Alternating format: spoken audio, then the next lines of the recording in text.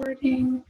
So this is our first tools from the trade training call, and this topic is the science behind picking the perfect show recipe. So I'm excited to get started. You may see me looking down a lot. I've got my notes right here. We have a short time and there's a lot I wanted to go over, so I have notes. So I'm looking at them on my iPad right there in front of my computer. So the perfect show recipe. So what makes a recipe perfect? Is it that it's easy to make, or that it tastes really good, or that it feeds a lot of people? The perfect show recipe, in my opinion, is that it gets you a lot of sales, maybe some recruiting interest, and maybe a few bookings along the way. So just a side note that our recipes that we have offered to us through Season's Best and Consultants Corner, they're great tools to encourage our customer interaction. You know, that your customers can use your personal website to look for recipes. They can look in Consultants Corner. Of course, we want to direct them to our personal website. The monthly newsletter features some recipes, and it's just a good thing to keep people coming back to peek at your site, which will keep your name and information in front of your customers, which is a good thing. So recipes are great, okay? But it's important to remember that your recipe is a vehicle to show off the tools. So there are lots of vehicles. There's a Lexus, there's a Yugo. We'd all probably rather be driving the Lexus than the Yugo. But the point is, if you have to get from A to B, it doesn't matter what you ride in, it will get you there. So it does not matter if you make you know, chicken en flambe, or if you cut up a lemon. Either way, you have shown off the tools. And so what you will hear me say often, and hopefully in the next 20 minutes you'll be repeating it with me, is it's not about the recipe, it's about the tools. So yes, we are talking about the science behind picking the perfect show recipe, but in all reality, show recipe doesn't really matter. It's about the tools. But let's talk about how we use that recipe to show off our tools. Okay, a good show recipe has two components. First of all, it's going to help you in your recruiting. And it needs to be simple enough and organized enough to make your job look easy, because when your job looks easy, then other people think, I could do that. The second component is you need to feature power tools. You need to have a recipe that shows off a good amount of product. So let's look at both of those things separately. First of all, the recruiting section.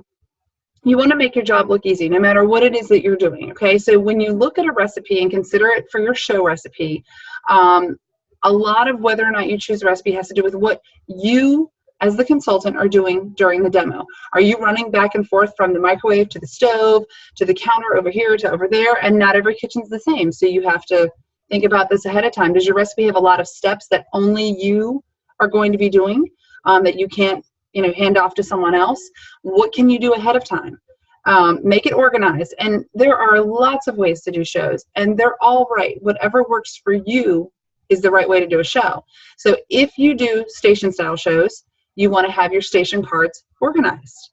Okay, if you do an interactive show where everyone's kind of in one big station and using the tools, you want to have someone reading the recipe, your recipe reader or your recipe princess, whatever you may call her, have your steps outlined.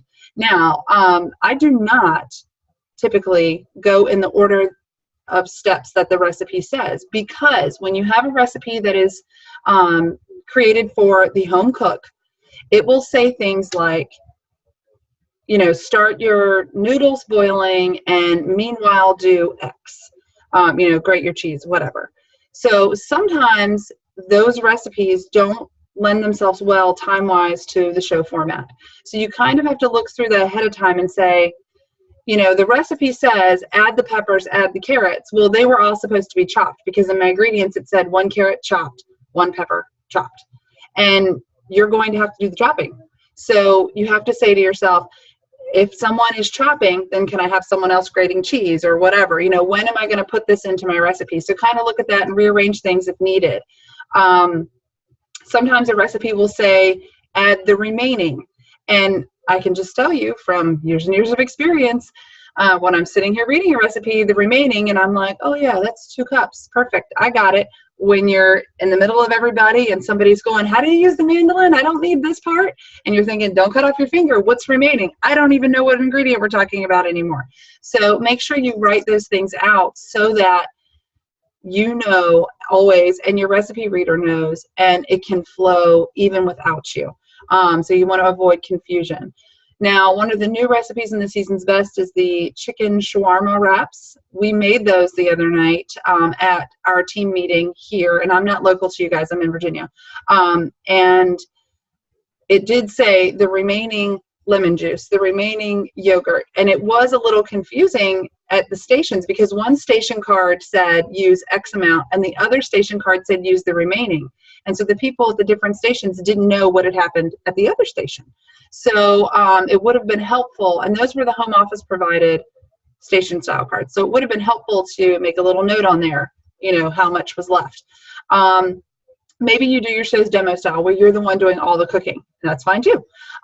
You want to have your tools laid out in order that you use them. Have someone help keep you on track during the recipe, recipe reader. So, and then look at your, do you have oven time? Do you need to make a plan around something's going to be in the microwave for 15 minutes, something's going to be in the oven for 20, whatever you're going to do, make sure that you work around that time. And don't be afraid to have cue cards for yourself. You get those in your kit, and if you've been around for a while and you know your kit didn't have them in there, you can download those on Consultants Corner.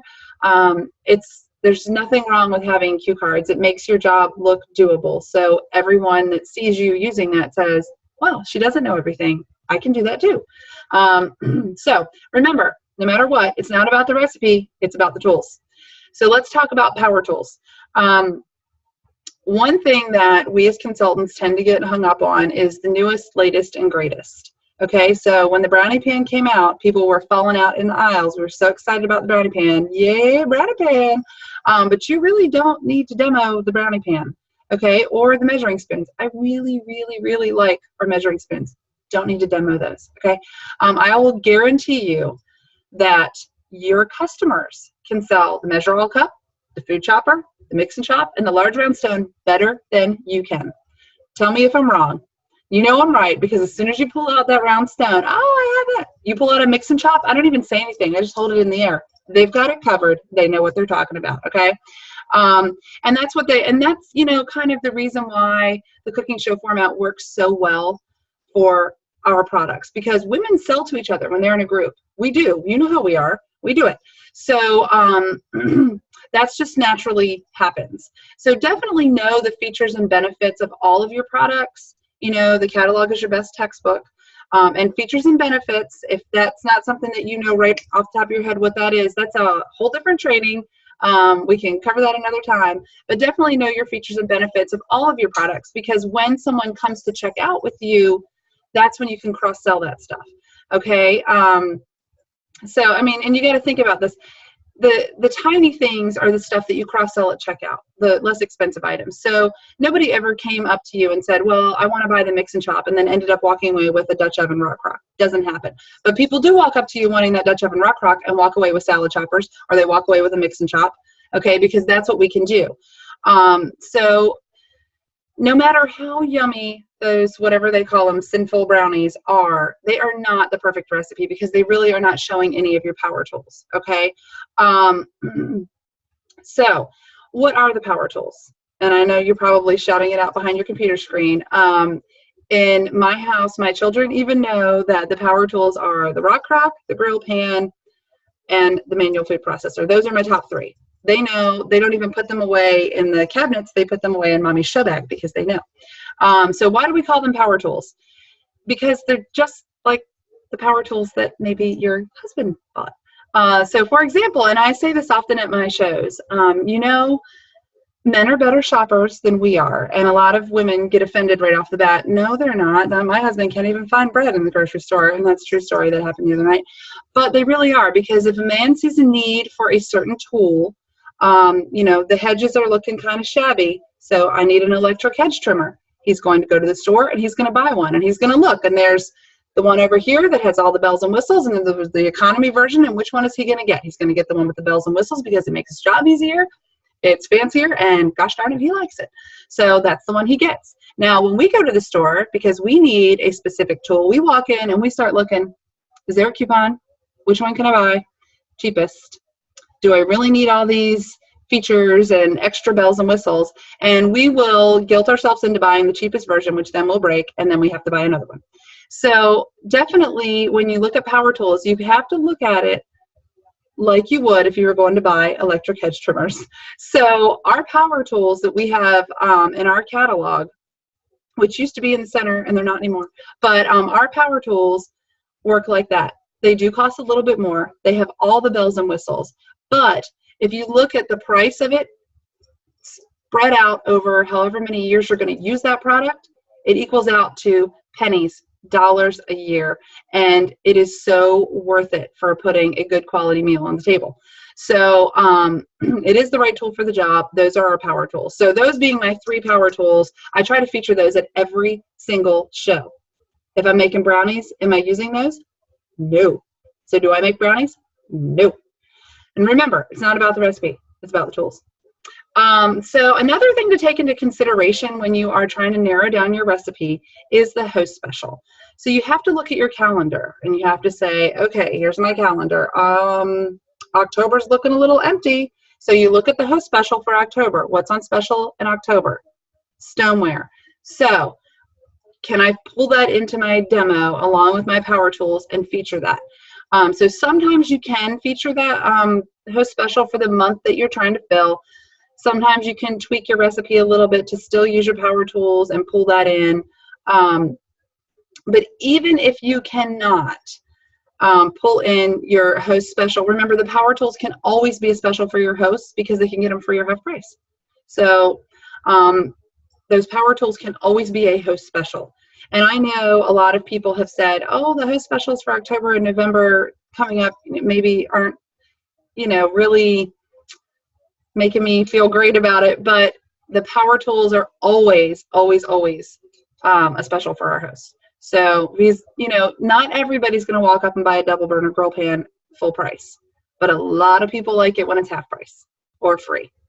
Okay, so just remember, it's not about the recipe, it's about the tools. You starting to hear my mantra? So once you test run a few recipes and kind of decide what your perfect recipe is, you need to get your host to agree with you. So you have to ask yourself, how do you want to run your business? Now, here when we have someone new sign up, we give them a little gold key that is the key to their business, because just like a real store with real walls and real hours, you are in charge of your business. So you have to ask yourself, how do I want to run my business? Do you want your host calling you and saying, oh my gosh, I'm so excited about my party. I already told everybody you're going to make chicken cordon bleu. And you're like, I don't even know what that is. So no, and you do not want that. And then but you also don't want her to call and say, please, please, please, can we show off the brownie pan? I love it. No, that ain't selling squat. Okay. So do you want, but then the flip side of that coin is, do you want your host to feel bamboozled and run over like it's your party and not hers? And she's like, well, are you inviting your people? Because I don't even know what's happening. No, we want her to feel like she's in charge and she's getting everything she wants. But the way we're going to do that, we're going to orchestrate it so that the things she has to choose from are the things we want to offer. Okay, so just remember, it's not about the recipe, it's about the tools. So here you have some options here. You can decide that you're going to do 1 recipe per month. And so you will say, my September hosts are loving rush hour chicken fajitas. And if you'd rather have chicken shawarma wraps, we can do a party in October. That's when I'm offering that. Okay. But that, and the reason behind that is a lot of people think, well, I don't know if my husband would go for that. It doesn't matter. You're in charge. Okay. You're going to make her love it because you're just going to say, oh my gosh, it is the best recipe ever. And I've got some words to share with you in a little bit that will help with that. But if you do 1 recipe a month, not only do you know it backwards, forwards, in and out, but you only have to pack 1 time for all your shows that month. Everything's done because you're using the same tools every time. You don't have to update your paperwork, your recipe, and all of that. You're not scrambling at the last second, oh my gosh, I forgot X. No, you won't forget anything because it's the same stuff. You wash it, you put it back in, you're done. Okay. So maybe you want to offer, maybe you like the idea of offering theme shows.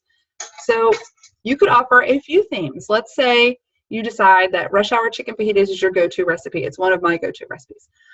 You could say that you have options for your hostesses. You could say, oh my gosh, Susie Q Hostess.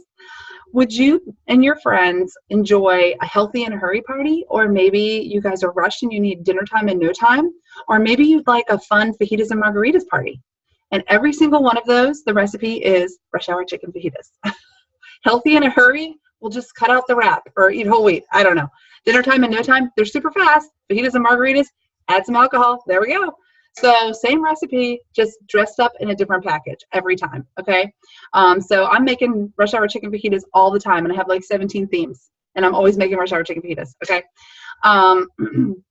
So, or you could maybe pick 3 recipes that are your go-to, and you could offer those for ever, like ever, your whole career, okay?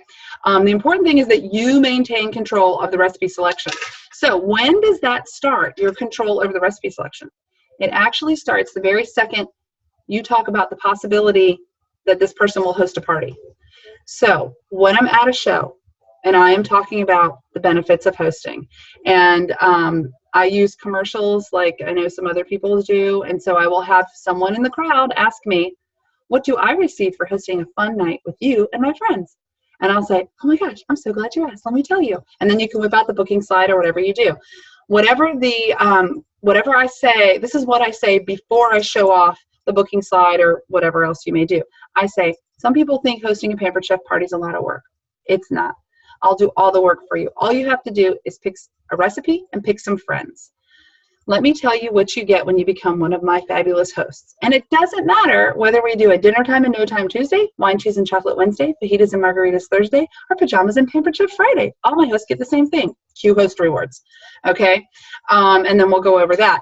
But that kind of puts in their head already the idea of, oh, those are the types of parties she does.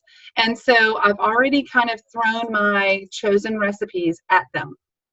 Okay, now, I always talk to my hosts on the phone. You cannot effectively host coach without actually speaking to your hostess at least once. Don't tell me you can. Don't tell me I texted. I don't want to hear it. I don't want to hear it. It's not happening. No, you have to talk to them on the phone. Do it, okay? But you do know that she's super busy. You're super busy. Everybody has 85 kids and a sick cat and whatever, and you're only going to get her on the phone for so long. So you have to maximize your time. So what I like to do is I send an email with a lot of information, not a lot, I don't want to overwhelm her, with my basic information before we talk on the phone. And my email has like some basic info and the recipes are in there because I want to put that in her little brain before we start talking. Now I use Evernote, and again, that's a whole separate training, okay? But on my email that I send to my host before we talk, there is a link that takes her to my current recipe choices, okay? Now, you don't have to be fancy. You can just have a regular email with a list of your recipe choices, okay, if you have more than one. Now, I'm super, super fancy, and when my host clicks on the recipe that she wants, it gives her the grocery list. Again, you don't have to be fancy. You can have recipe in bold, ingredients in not bold, whatever unbold is called. But having that information in front of her before you talk will set up the expectation that this or these are her choices, and having the grocery list in front of her forestalls that inevitable conversation of, well, I'm allergic to fish proteins, some of which are included in ketchup, blah, blah, blah, blah. And she can check it out, and she's less likely to say, you know, I was hoping we could make this one recipe I found on this Pinterest board that I follow. And she's more likely to say, I saw the fajitas and they look good, but I can't eat peppers. And then you can work with that. She's already on your recipe in your lane, and you can say, all right, we can substitute X, Y, or Z. Or you can say, I don't know what we would substitute. Let's make a plan. I'll find out. I'll ask someone who knows, and I'll find out what we can substitute or whatever. Okay, so that I found really, really helps steer her in my direction. Now, the more organized you are, obviously, the more professional you look. And I am saying that as a not so organized person. That's why you only get to see this part of me, not the other part of my house, because you would faint. Okay, but if you keep it simple and start with a usable system, you can appear organized even if you're not. Okay, and you might be the most organized person that can give the rest of us tips. All right, so just remember, it's not about the recipe, it's about the tools. So here's the actual verbiage I use in my host email about recipes, and it's super simple but very effective. I say, because at the top of the little email says, recipe selections, fall, winter 2016. And it says, these recipes are tested and approved They were selected to showcase our newest and most popular products. Check out the current offering below. Select one recipe. Click on the recipe for the shopping list. That's it. Super simple, but it's to the point, and it shows that this is what we're doing. I'm not asking you for your opinion. Here you go. Here's some choices. Oh my gosh, I give you so many choices. Which one do you want? And then she's like, yay, fajitas, all the time. So remember, it's not about the recipe, it's about the tools. And I will say, because I know some people are curious, my top 3 recipes that I do all the time, rush hour chicken fajitas, chicken bruschetta pasta, I almost blanked on the name of that one, and island tacos. And island tacos are just rush hour chicken fajitas with Jamaican jerk seasoning. So there you go. And a different salsa, but it's, you know, basically the same thing. So they all show off the rock crock, the grill pan, manual food processor, my 3 power tools, every time, every show. So I think we are just about at time for questions. I'll unmute everybody in just a second. Just a quick word about questions. We will open up for questions. If this is a question that you can find on Consultants Corner, that's where you need to look. So what's the host special for November? Look it up. If it's a question you should ask your director, like, I don't know how to find a grill pan. Where can I borrow one? Ask your director. If it is a question that is super specific to a certain situation, that's something we need to talk about another time. Like, well, I had a host who was gluten-free and she couldn't have dairy and she also hated shellfish. That's not a question that we're going to have here. So let's work with questions that have to do with selecting a recipe that will help you. Okay, so I'm going to unmute where'd it go? Right now, everybody. And if you have muted yourself, you can unmute yourself. And then, like if I can't unmute, I tried to unmute everybody. So, anybody have questions? A lot, but it may have more answers than you don't feel embarrassed. What's that? I didn't hear. I don't know who was talking. I didn't hear you. Yeah. Thanks, Yes, Amy. Allison. Awesome. Oh, the picture just switched. Sorry. Okay. That's okay. If you look at the top of your, so There the top goes. right, and It's put it on gallery view, that'll help. Do you typically look at the host's kitchen set sometime before the show, so you personally know how you're going to organize the show?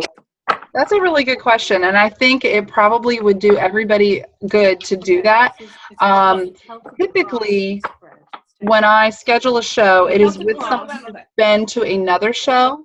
So when I'm talking with her in her host coaching, I will say, remember how it was at Mary's house? We were all around the island.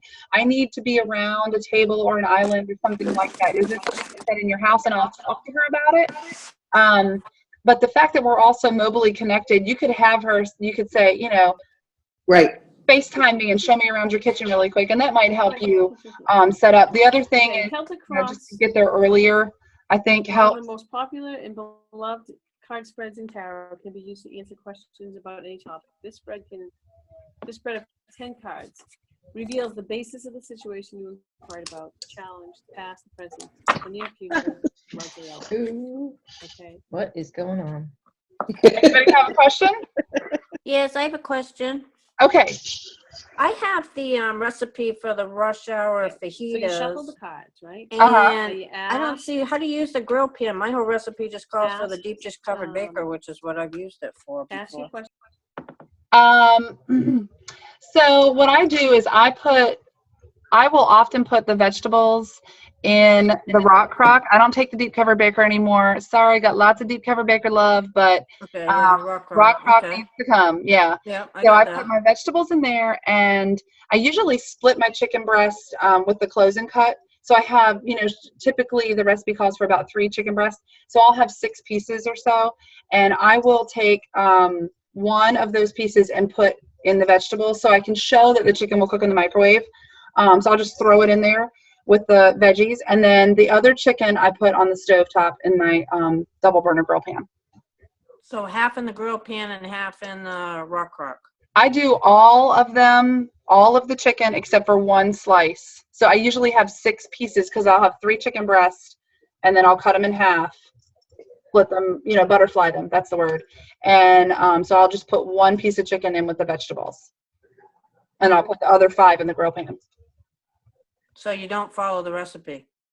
Not exactly. Okay. I mean, I have, Alright. when the recipe came out, the deep covered baker was the big thing. Right. It was created for the deep covered baker. So it works great for that, but I needed to work for me. So Okay, well, I was trying to figure out where do you get the grill pan? yes, right Okay. there with that chicken. Alright. I grill out chicken. And can I every chicken just can. take a second to say I saw you do a video about a week ago, and you know that round thing that you cut your chicken with? I always saw people just cut the tomatoes, so I was always like, oh, it just cuts tomatoes. But I saw you do the chicken with it, and I was like, oh my God, I'm always fighting with chicken. I got to get that. Yes, So- the closing cut is amazing. I love that. Yeah, so you convinced me I need that now. So Yes, you thank did. you very much. You're very welcome. Thank you. I'm supposed to stop. I forgot I was supposed to